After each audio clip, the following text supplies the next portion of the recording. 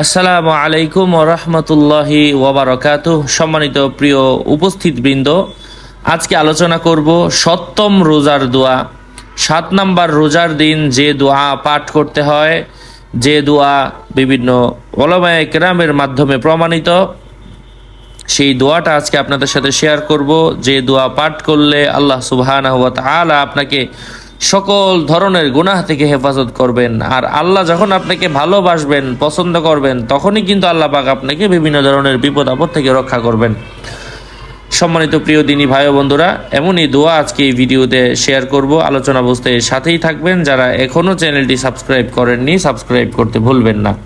যাই হোক, এই দোয়াটা সপ্তম রোজার দিন আপনারা অবশ্যই একবার করে হলেও পাঠ করবেন। আল্লাহ পাক আপনার উদ্দেশ্য সাধন করবেন, আল্লাহ পাক আপনার উপর বিশেষ রহমত নাজিল করবেন ইনশাআল্লাহ।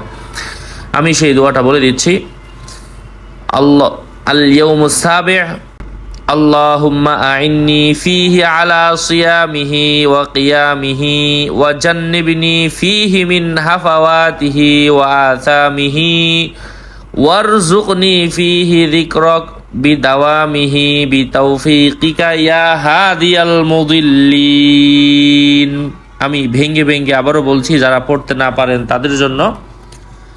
আল ইয়াউমুস সাবি'উ আল্লাহুম্মা আইন্নি ফীহি আলা সিয়ামিহি ওয়া কিয়ামিহি ওয়া জান্নিবনি ফীহি মিন হাফাওয়াতিহি ওয়া আসামিহি ওয়ারযুকনি ফীহি যিকরাক বিদাওয়ামিহি বিতাওফীকিকা ইয়া হাদিয়াল মুদিল্লিন।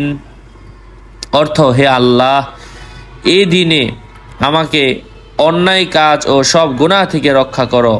তোমার তৌফিক ও শক্তিতে সবসময় আমাকে তোমার স্মরণে থাকার সুযোগ দাও, হে পথ হারাদের পথ প্রদর্শনকারী।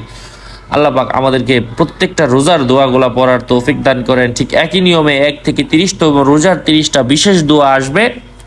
এগুলা শুধু এই রোজার দিনই একবার করে পাঠ করবেন।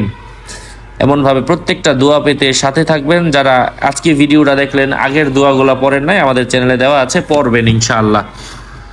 প্রত্যেক দিন মাগরিবের পরে ভিডিও দেওয়া হয়, ফলো করবেন ইনশাআল্লাহ। আগামী রোজার ভিডিওগুলো পেয়ে যাবেন। আসসালামু আলাইকুম।